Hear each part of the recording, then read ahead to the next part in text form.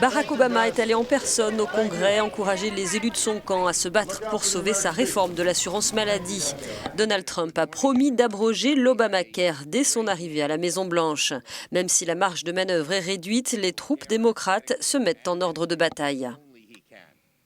Le plan des républicains de supprimer l'assurance maladie ne rendrait pas l'Amérique grande à nouveau, mais malade à nouveau, a ironisé le leader de la minorité démocrate au Sénat. Cela conduirait au chaos au lieu d'un système abordable. Les républicains créeraient le chaos dans le système de soins car ils ne savent pas du tout par quoi remplacer cette loi.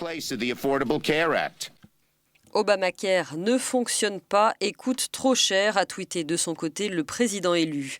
Son vice-président Mike Pence a lui rencontré les républicains à la Chambre des représentants. Nous avons l'intention au cours des prochains jours et des prochaines semaines de parler directement au peuple américain de cet échec, a-t-il dit, mais aussi d'un avenir meilleur que nous pouvons avoir dans les soins de santé.